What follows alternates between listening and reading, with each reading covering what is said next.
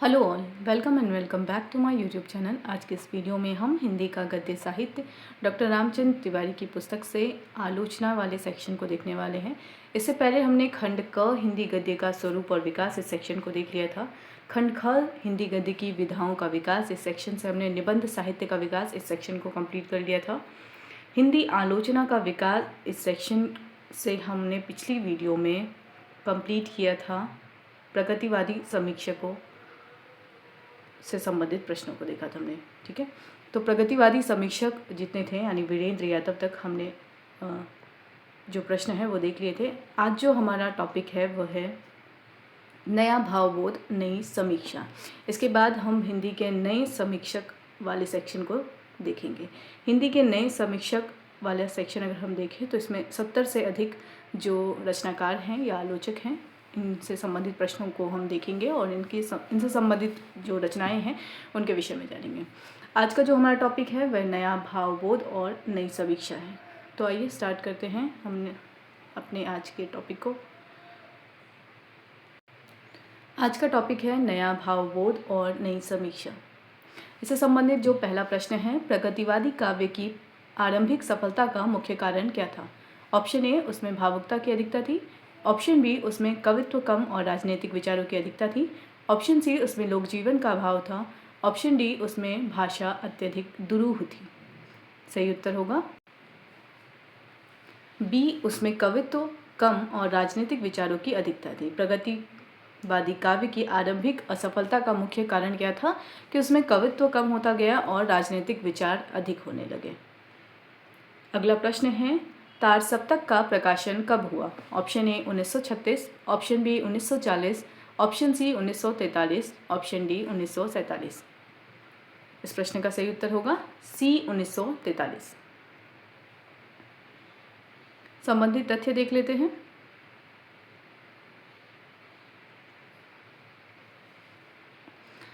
प्रगतिवादी काव्य को मार्क्सवाद के प्रति प्रतिबद्ध या उससे सहानुभूति रखने वाले रचनाकारों से एकाकार करके देखा जाता था और कम्युनिस्ट पार्टी की गतिविधियां प्रगतिवादी काव्य चेतना के प्रति हिंदी साहित्य जगत के रुख को प्रभावित करती थी। भारतीय कम्युनिस्ट पार्टी की केंद्रीय समिति ने 1942 ईस्वी की अगस्त क्रांति के प्रति 1942 में कौन सी क्रांति हुई थी? अगस्त क्रांति, ठीक है। इस क्रांति के प्रति नकारात्मक दृष्टिकोण अपनाया था।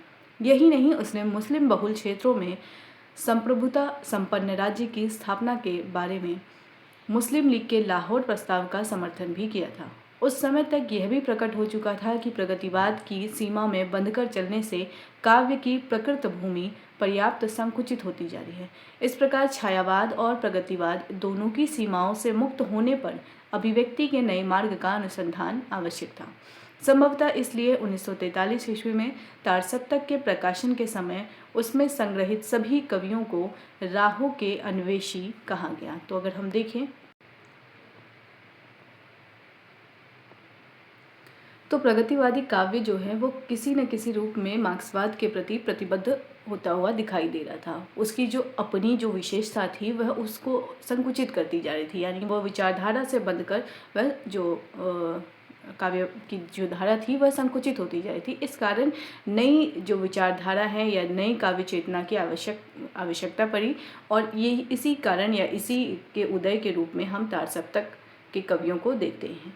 अगला जो प्रश्न है वह इसी संबंधित है। तार सप्तक के कवियों को क्या कहा गया था? ऑप्शन ए नवजागरण के सिपाही, ऑप्शन बी राहों के अन्वेषी, ऑप्शन सी जन कवि, ऑप्शन डी क्रांतिकारी कवि। तो तार सप्तक के कवि जो हैं वो राहों के अन्वेषी हैं। इन्होंने नए मार्ग प्रशस्त किए हैं काव्य चेतना के लिए, ठीक है। क्योंकि छायावाद और प्रगतिवाद की अपनी एक सीमा हो गई, वो कहीं ना कहीं छायावाद की अगर हम बात करें तो उसमें प्रकृति चेतना स्वच्छंदता जो है वो इसी रूप में हमको वह काव्य दिखाई देता है। या अगर हम प्रगतिवाद की बात करें तो वो पूरी तरीके से मार्क्सवादी विचारधारा से प्रभावित काव्य धारा बनकर रह गई। तो इसके अलावा जो एक अलग काव्यधारा के रूप में जो विकसित हुआ वो तार सप्तक के कवियों ने नई जो विचारधारा या नया जो मार्ग है वो प्रशस्त किया काव्य के लिए। संबंधित तथ्य देख लेते हैं। पहले महायुद्ध के बाद से ही काल या स्पर्श जिनका समय 1883 से 1974 है, जैसे विचारक यह अनुभव करने लगे कि आधुनिक कल्याणकारी शासन के विशाल मशीनी संगठन में मनुष्य एक मामूली पुर्जा बन चुका है और वह निजी तत्व, अंतरात्मा और आध्यात्मिक धुरी सब कुछ खोता जा रहा है। काल यस्पर्श अस्तित्ववादी विचारक थे। अब यहाँ अगर हम देखें तो तारसप्तक के बाद जो प्रयोगवादी विचारधारा या प्रयोगवादी काव्यधारा हमको दिखाई देती है वो इसी रूप में वो उसका उदय हुआ है। उसके बाद अगर हम देखें तो जो अस्तित्ववादी विचारक काल यस्पर्श हैं, इनके अनुसार अगला प्रश्न है, अगे ने अपने वक्तव्य में किन समस्याओं की ओर ध्यान दिलाया था? ऑप्शन ए छंद और अलंकार की जटिलता, ऑप्शन बी साधारणीकरण और संप्रेषण की समस्या, ऑप्शन सी देशभक्ति की कमी, ऑप्शन डी लोकगीतों के लोप होने की समस्या। अगे ने अपने वक्तव्य में किन समस्याओं की ओर ध्यान दिलाया था? इसका सही उत्तर होगा बी साधारणीकरण और संप्रेषण की समस्या। संबंधित तथ्य देख लेते हैं। तारसप्तक के प्रमुख कवि अगे ने अपने तत्कालीन वक्तव्य में जीवन की जटिलता, स्थिति परिवर्तन की असाधारण तीव्र गति, कवि की उलझी हुई संवेदना, विचार संयोजनाओं में विषमता, पाठकों की जीवन परिपाटियों में वैषम्य और इन सब के चलते साधारणीकरण और कम्युनिकेशन यानी संप्रेषण की समस्या का प्रश्न उठाया था। तो साधारणीकरण और कम्युनिकेशन संप्रेषण की जो समस्या है यह महत्वपूर्ण रूप से अगे अपने वक्तव्य में उजागर करते हैं। अगला प्रश्न है, मुक्तिबोध के अनुसार 1938 से 1942 तक का काल कैसा था? ऑप्शन ए सृजन का उत्कर्ष काल, ऑप्शन बी मानसिक संघर्ष और वर्ग संघर्ष से भरा काल, ऑप्शन सी राजनीतिक झुकाव का काल, ऑप्शन डी सांस्कृतिक जागृति का काल। मुक्तिबोध के अनुसार 1938 से 1942 तक के काल कैसा था? सही उत्तर होगा यह काल मानसिक संघर्ष और वर्ग संघर्ष से भरा काल था। 38 से 42 का जो समय था वह मानसिक संघर्ष और वर्ग संघर्ष से भरा था। संबंधित तथ्य देख लेते हैं। दूसरे महत्वपूर्ण कवि मुक्तिबोध यानी तारसप्तक के दूसरे महत्वपूर्ण कवि मुक्तिबोध हैं, पहले अज्ञे थे। इन्होंने स्वीकार किया था कि 1938 से 1942 तक के 5 साल उनके मानसिक संघर्ष और वर्ग संघर्ष यानी व्यक्तिवाद के वर्ष थे। उन्होंने यह भी कहा था कि मानसिक द्वंद्व उनके व्यक्तित्व में बद्ध मूल है। उन्होंने अनुभव किया था कि तत्कालीन जीवन वैविध्यमय, उलझन से भरा और रंग बिरंगा था। इसी जीवन की अभिव्यक्ति के लिए वे काव्य प्रयोग कर रहे थे। तो महत्वपूर्ण क्या है कि मुक्तिबोध के लिए जो 38 से 42 का समय था वह मानसिक संघर्ष और वर्ग संघर्ष से संबंधित था। अगला प्रश्न है, गिरजा कुमार माथुर किस ग्रंथ को आधुनिक बोध की प्रथम संवेद अभिव्यक्ति मानते हैं? तो सही उत्तर होगा तारसप्तक। यह महत्वपूर्ण प्रश्न है। गिरजा कुमार माथुर किस ग्रंथ को आधुनिक बोध की प्रथम संवेद अभिव्यक्ति मानते हैं? वह है तारसप्तक। संबंधित तथ्य देख लेते हैं।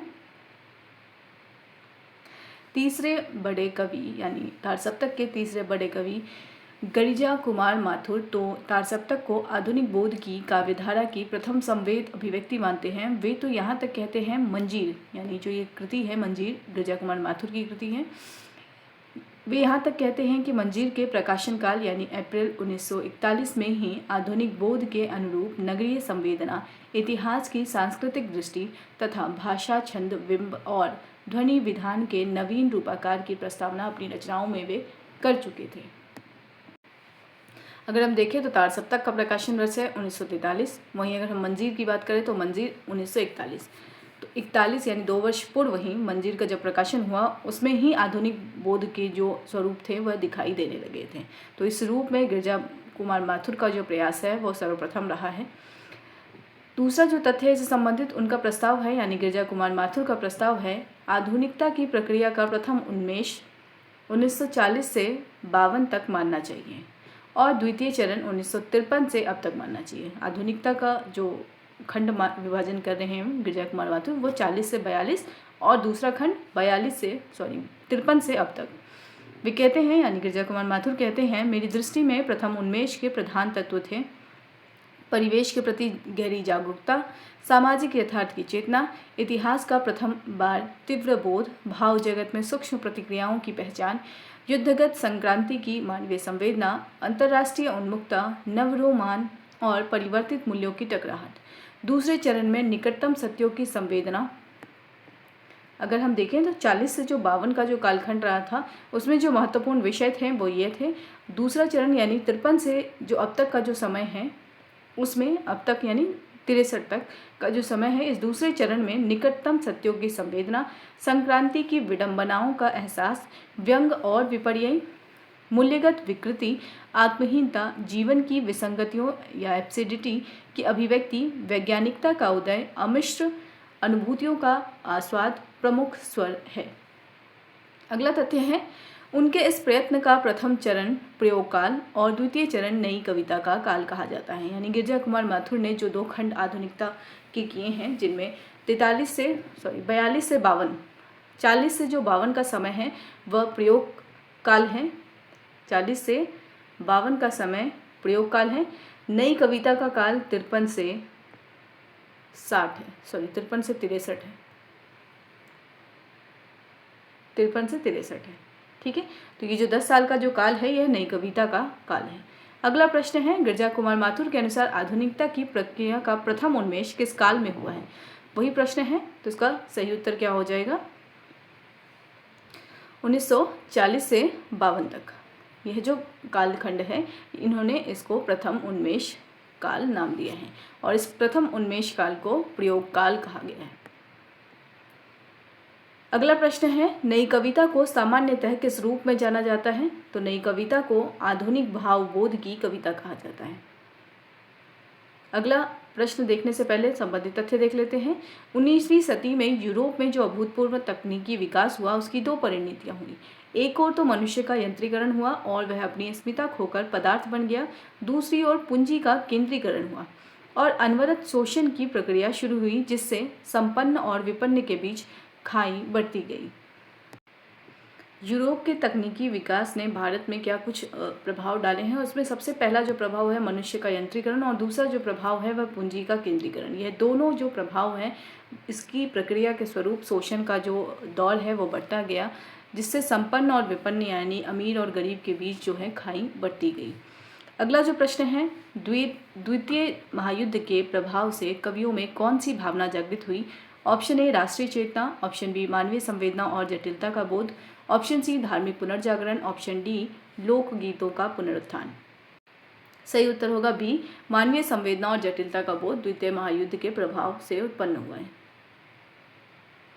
अगला प्रश्न है प्रयोग काल और नई कविता किन की अभिव्यक्ति है? ऑप्शन ए प्रगतिवाद की सीमाओं की, ऑप्शन बी आधुनिक जीवन की जटिलता और भावबोध की, ऑप्शन सी भक्ति आंदोलन की, ऑप्शन डी स्वाधीनता संग्राम की।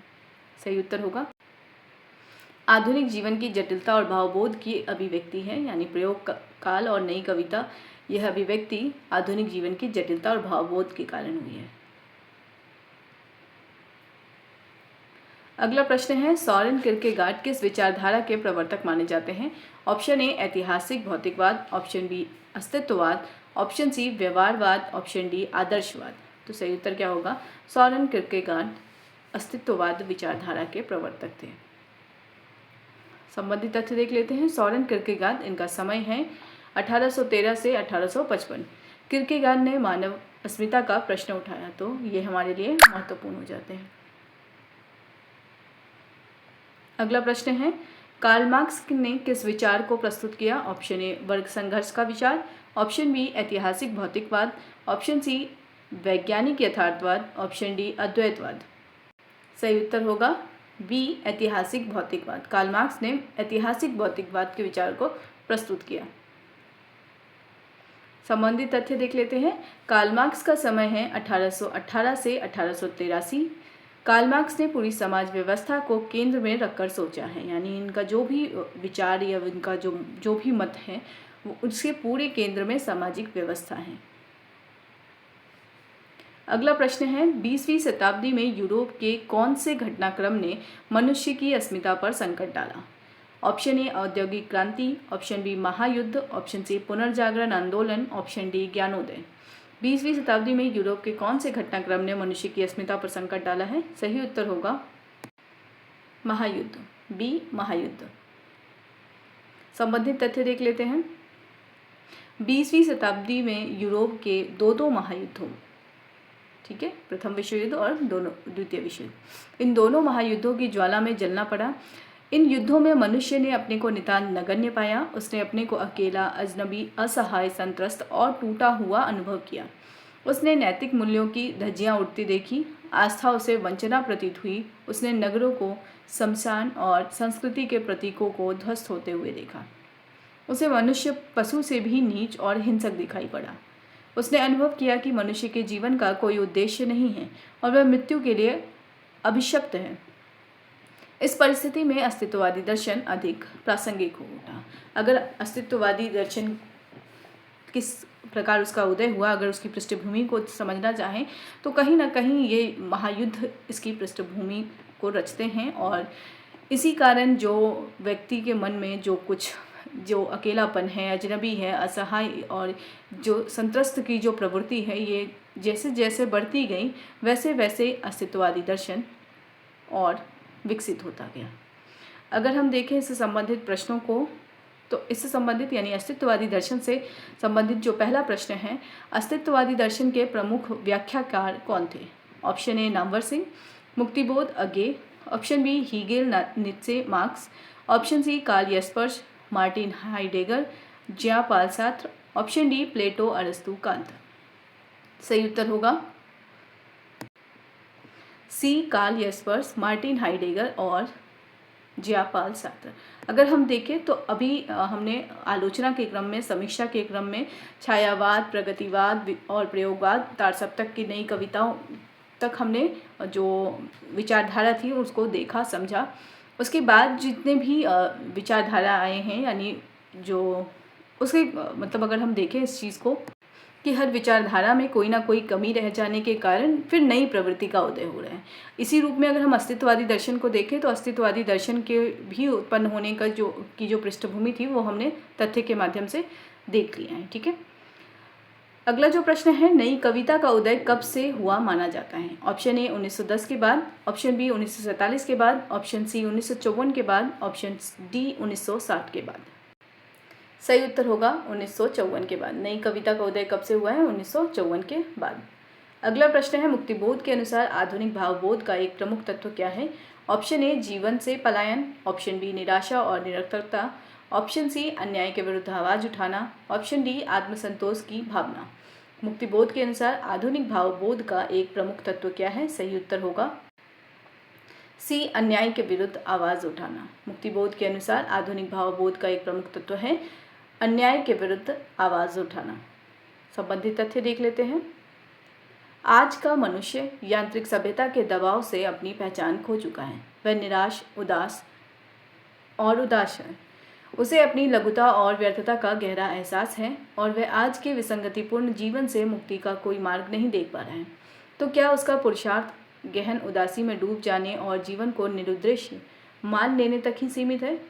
मुक्तिबोध इसे नकारते हैं। वे कहते हैं, मैं अपने खुद की ज़िंदगी और दोस्तों की ज़िंदगी के तजुर्बे से बता सकता हूँ कि अन्याय के खिलाफ आवाज़ बुलंद करना आधुनिक भावबोध के अंतर्गत है। आधुनिक भावबोध के अंतर्गत यह भी है कि मानवता के भविष्य निर्माण के संघर्ष में हम और भी अधिक दक्षित हो तथा हम वर्तमान परिस्थिति को सुधारें, नैतिक ह्रास को थामें, उत्पीड़ित मनुष्य के साथ एकात्म होकर उसकी मुक्ति की उपाय योजना करें। दूसरा तथ्य है, मानवता के भविष्य निर्माण के प्रति प्रतिबद्ध होने का संकल्प भी आधुनिक भावबोध के अंतर्गत हो सकता है। जैसा कि मुक्तिबोध ने कहा, अन्याय के प्रतिकार, मानव साम्य की स्थापना, विकृत स्वार्थवाद और भ्रष्टाचार के विरोध, सामाजिक संबंधों में प्रेम और त्याग की भावना, अहंकार की उग्रता के विरोध जैसी बुनियादी बातों को एक व्यापक जीवन दर्शन में समाहित करके काव्य में उस जीवन दर्शन की अभिव्यक्ति भी की जा सकती है और इस प्रकार आधुनिक भावबोध को गहन निराशा एवं निरुद्देश्यता के अंधकार से निकालकर एक सकारात्मक जीवन प्रक्रिया का रूप दिया जा सकता है। किंतु मुक्तिबोध भी यह अनुभव करते हैं कि वास्तविक जीवन क्षेत्र में अनुभूत किए जाने वाले तड़पते, छटपटाते हुए भाव संवेदनों को नया कवि काव्य स्तर पर इसलिए नहीं उठा पाता कि इन भाव संवेदना के अनुकूल तदनुसारी कलात्मक उत्पादन और संवेदनशील कलात्मक भाषा का उसने विकार नहीं किया है। अगला प्रश्न है, टी.एस. इलियट का निर्वैयक्तिकता का सिद्धांत किससे संबंधित है? ऑप्शन ए काव्य की आत्मकथात्मकता से, ऑप्शन बी काव्य की वैज्ञानिक और वस्तुनिष्ठता से, ऑप्शन सी काव्य की सामाजिकता से, ऑप्शन डी काव्य की आध्यात्मिकता से। सही उत्तर होगा बी काव्य की वैज्ञानिक और वस्तुनिष्ठता से। अगला प्रश्न देखने से पहले तथ्य देख लेते हैं। आलोचना के क्षेत्र में टी.एस. इलियट, समय है 1888 से 1965, ने जब अपना प्रसिद्ध निर्वैयक्तिकता का सिद्धांत प्रस्तुत किया था। यह निर्वैयक्तिकता का सिद्धांत इलियट द्वारा प्रदत्त है।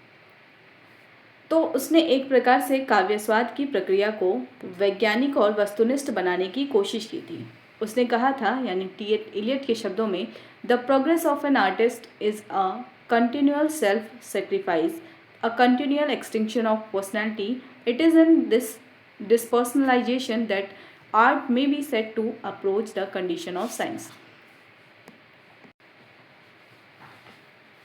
तो टी.एस. इलियट का ये जो कथन है, यह आपके लिए महत्वपूर्ण हो जाता है, और खासकर इनका जो सिद्धांत है निर्वैयक्तिकता का सिद्धांत, यह भी आपके लिए महत्वपूर्ण हो जाता है।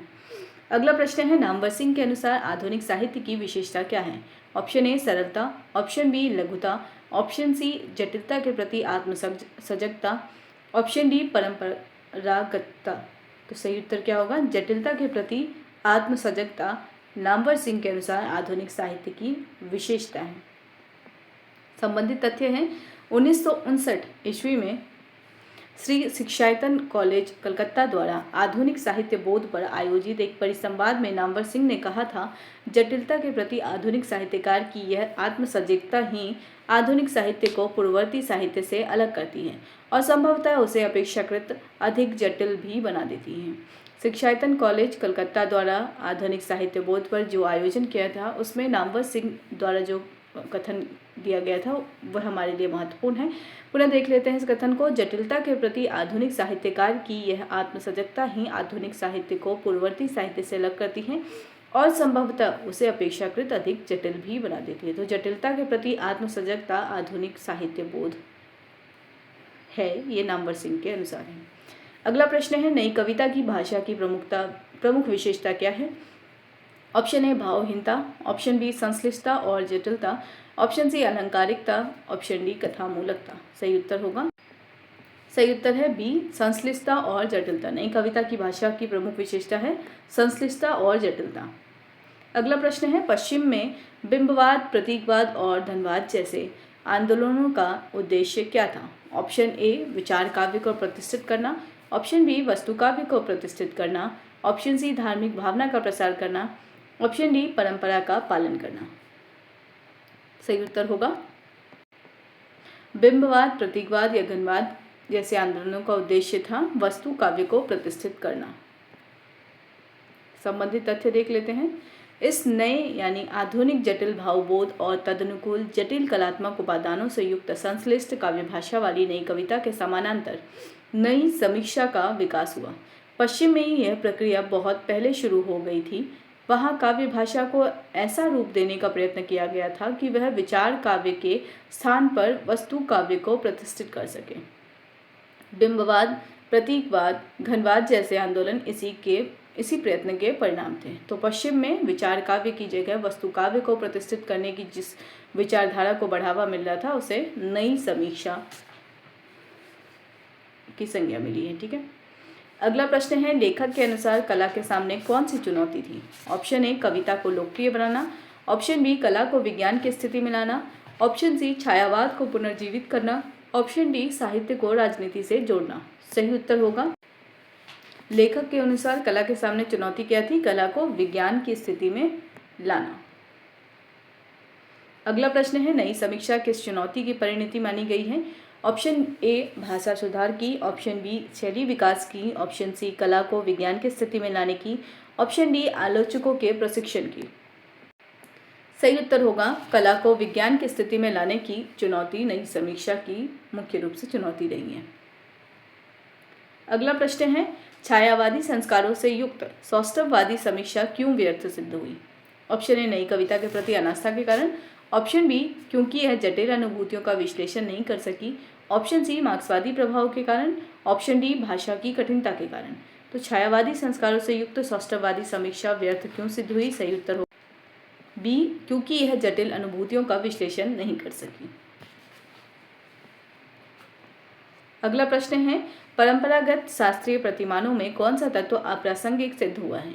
ऑप्शन ए अलंकार, ऑप्शन बी रस, ऑप्शन सी वक्रोक्ति, ऑप्शन डी ध्वनि। परंपरागत शास्त्रीय प्रतिमानों में कौन सा तत्व अप्रासंगिक सिद्ध हुआ है? सही उत्तर होगा बी रस। अगला प्रश्न है, मार्क्सवादी समीक्षकों ने नई कविता की स्वायत्तता को क्यों अस्वीकार किया? ऑप्शन ए वे कविता को वर्ग संघर्ष से जोड़ते थे, ऑप्शन बी उन्हें छंद प्रियता अधिक थी, ऑप्शन सी वे भावात्मक दृष्टि पर केंद्रित थे, ऑप्शन डी वे परंपरागत आलोचना के पक्षधर थे।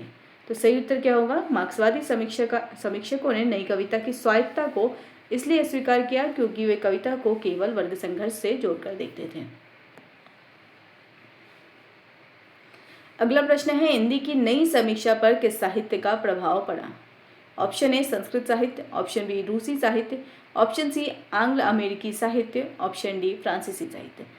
हिंदी की जो नई समीक्षा की अवधारणा सामने आई, यह साहित्य आंग्ल अमेरिकी साहित्य से प्रभावित दिखाई देता है। तो इसका सही उत्तर क्या होगा? सी आंग्ल अमेरिकी साहित्य। अगला प्रश्न है, नई समीक्षा शीर्षक शोध पत्र सबसे पहले किसने लिखा? Option A TS. Eliot, option B IA. Richards, option C SA. Spingarn, option D Matthew Arnold. तो नई समीक्षा शीर्षक शोध पत्र सबसे पहले लिखा है एस.ई. स्पिनगार्न।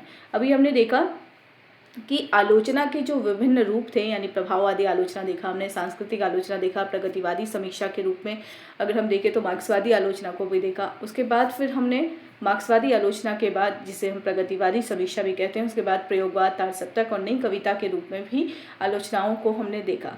उसके बाद जो नई समीक्षा जो अवधारणा आई है, यह पश्चिमी के आंग्ल अमेरिकी साहित्य से प्रभावित समीक्षा हमको दिखाई दे रही है। इस समीक्षा से संबंधित कितने रचनाकार हैं और क्या यह समीक्षा या इसके प्रारंभकर्ता कौन है और इस समीक्षा के केंद्र में किन किन बिंदुओं पर ध्यान दिया जा रहा है, इसे हम अगले क्वेश्चन, आने वाले क्वेश्चनों में देखेंगे। ठीक है, तो सबसे पहला जो प्रश्न यहाँ पे पूछा जा रहा है वो नई समीक्षा शीर्षक शोध पत्र सबसे पहले किसने लिखा? सही उत्तर क्या होगा? एस.ई. स्पिनगार्न।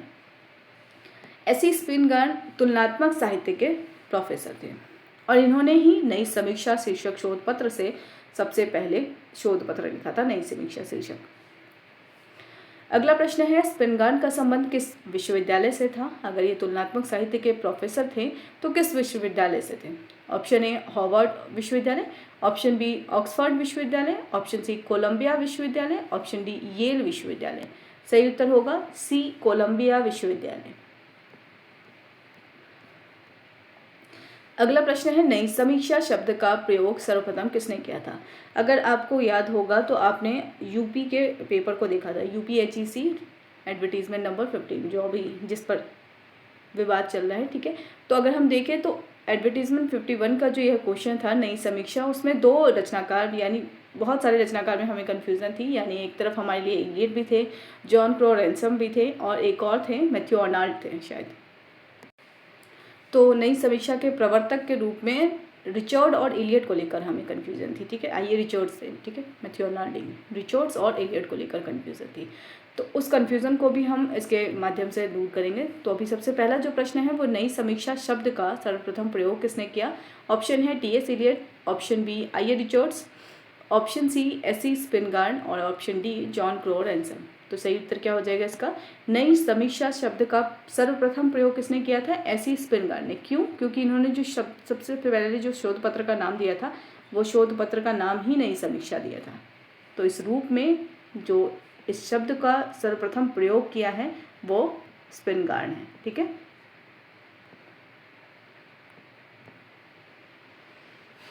अगला प्रश्न है, स्पिनगार्न का शोध पत्र नई समीक्षा किस वर्ष प्रकाशित हुआ था? स्पिनगार्न तुलनात्मक साहित्य के प्रोफेसर थे, ये कोलंबा विश्वविद्यालय के प्रोफेसर थे।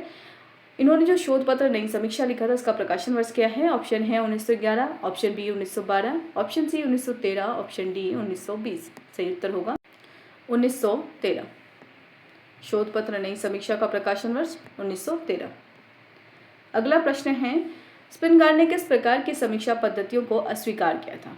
ऑप्शन ए वैयक्तिक और सांकेतिक, ऑप्शन सी शास्त्रीय, रूमानी, समाजशास्त्रीय, जीवनीमूलक, ऑप्शन सी ऐतिहासिक और आलोचनात्मक, ऑप्शन डी दार्शनिक और मनोवैज्ञानिक। सही उत्तर होगा बी, शास्त्रीय, रोमानी और समाजशास्त्री और जीवनीमूलक। किस प्रकार की समीक्षा पद्धतियों को अस्वीकार किया? जो शास्त्रीय समीक्षा है, रोमानी समीक्षा है, समाजशास्त्री समीक्षा है, जीवनीमूलक समीक्षा है, इनको ये अस्वीकार करते हैं। संबंधित तथ्य देख लेते हैं। इस शोध पत्र में, यानी इन्होंने जो नई समीक्षा नामक शोध पत्र लिखा है, इस शोध पत्र में स्पिनगार्ड ने क्लासिकल, रोमांटिक, समाजशास्त्रीय, रोमांटिक यानी रोमानी, क्लासिकल यानी शास्त्रीय, समाजशास्त्रीय, जीवनीमूलक आदि समीक्षा पद्धतियों को अस्वीकार करते हुए यह स्थापित किया था कि समीक्षा वस्तुतः एक प्रकार की वैयक्तिक प्रतिक्रिया है जो जीवंत अंतर्दृष्टि पर आधारित होती है। अगर प्रश्न पूछा जाए कि समीक्षा के संदर्भ में यह कथन किसका है, समीक्षा वस्तुतः एक प्रकार की वैयक्तिक प्रतिक्रिया है जो जीवंत अंतर्दृष्टि पर आधारित होती है, तो उत्तर क्या होगा? एसी स्पिनगार्ड, क्योंकि स्पिनगार्ड ने ही अपने शोध पत्र नई समीक्षा में यह उद्घाटित किया है। अगला प्रश्न है, नई समीक्षा के सैद्धांतिक विकास में किन आलोचकों का प्रमुख योगदान था? ऑप्शन ए मैथ्यू आर्नल्ड और Coleridge, option B Eliot, Richard, Ransom, option C हॉजलेज और जॉनसन, ऑप्शन डी लुकाच और बाख्तियान। तो नई समीक्षा के सैद्धांतिक विकास में अगर हम आलोचकों का नाम देखें तो रिचर्ड है, एलियट है और रैनसम है। तो 3 इसका नाम हो जाएगा। इन तीनों से संबंधित पहले रचनाओं को देख लेते हैं, क्योंकि ये तीनों नई समीक्षा से संबंधित है। टीएस एलियट का सबसे फेमस कह सकते हैं या लोकप्रिय जो इनका ग्रंथ है वो है the secret would. The secret would का समय है 1920, आपके लिए महत्वपूर्ण है, इसे याद रखेंगे।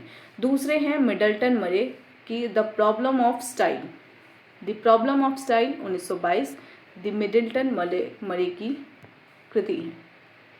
अगले हैं आई.ए. रिचर्ड्स, इनका है प्रिंसिपल ऑफ लिटरेरी क्रिटिसिज्म, 1924 इसका प्रकाशन वर्ष है।